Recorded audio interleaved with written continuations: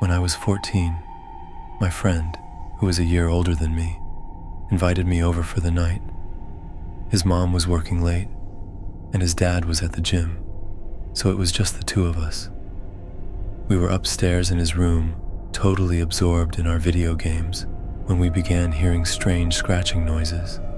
At first, we dismissed it, thinking it was his dog, but the sounds grew louder and more insistent, so we went to check. To our surprise, the dog was outside his parents' room, sleeping soundly. That's when a sense of unease began creeping in. Grabbing knives and flashlights, we searched the entire upstairs, and then moved downstairs, inspecting every corner of the house. When we found nothing, we decided to look in the backyard. Even though the fence was high and backed by a steep drop, we couldn't shake the feeling that something, or someone, was out there. The backyard was empty, but I convinced my friend we should circle the house and check the front yard. We split up. He went left and I went right. As I approached the spot where his fence met the neighbors, I saw him frozen in place, his flashlight aimed toward the woods. "What is it?" I asked, but my voice faltered. When I followed his beam, my blood ran cold. A man dressed head to toe in black stood motionless, staring directly at us. "Run!" I yelled, and we bolted into the house, locking every door and window. We called 911, and within minutes, 2 officers arrived. They searched the area, but found nothing, assuring us they'd return if anything else happened. Later that night, as we sat downstairs, trying to shake off the fear, my friend suddenly whispered, "Did you see that?" "See what?" "A light," he said, his voice trembling. "Someone shined a light through the window." Before I could respond, a beam of light swept across the window. Heart pounding, we called 911 again. Once more, the police found no one. His dad arrived shortly after and, hearing our story, brushed it off as a hunter. But deep down, we knew better. That night left a mark on us, but it wouldn't be the last time something strange happened at his house. I was hanging out with my friend Jesse one summer night when he convinced me to stay over. His parents were out for the night, so we had the house to ourselves. We spent hours playing video games, laughing, and eating junk food.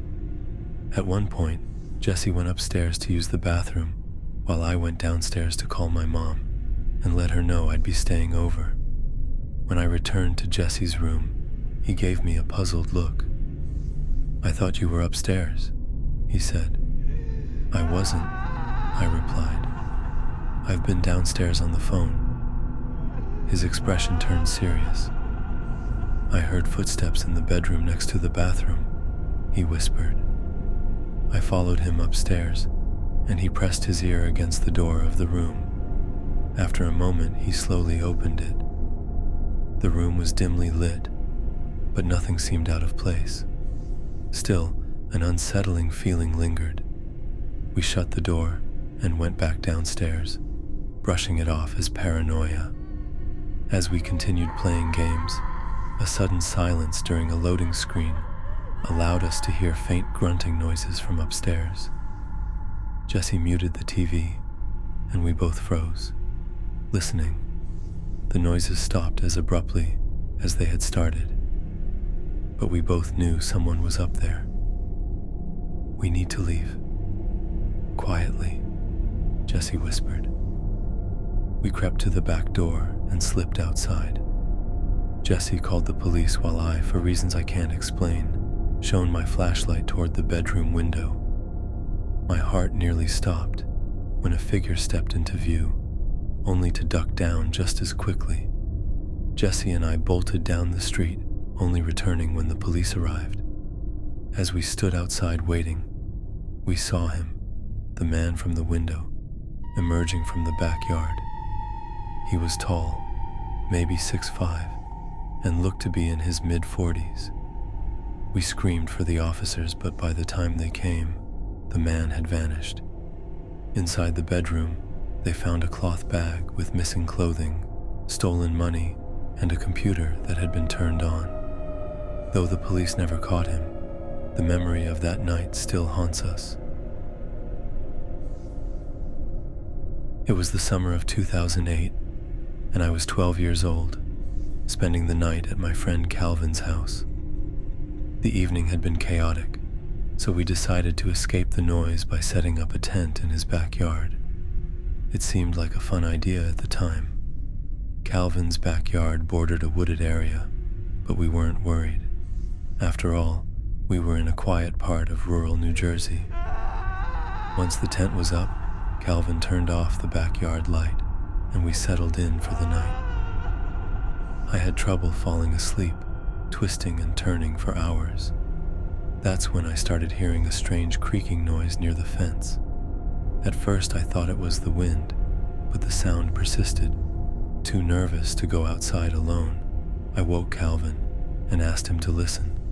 He dismissed it as the wind, but agreed to stay awake, while I went to relieve myself. I flicked on the backyard light, and my heart dropped. A man was leaning against the fence, his head bowed as if he were pushing it. I turned the light off and darted back into the tent, whispering to Calvin what I'd seen. We both froze as we realized the noise had stopped. Calvin suggested we make a run for the house. As we unzipped the tent, Calvin let out a scream and bolted for the back door. I followed without looking back. Once inside, I asked him why he screamed. "There was someone standing right next to the tent," he said, his face pale. We spent the rest of the night in his room, unable to sleep. Even with the window closed, I could still hear faint cracks coming from the fence. But whenever I looked, the yard seemed empty. To this day, I don't know who or what was out there,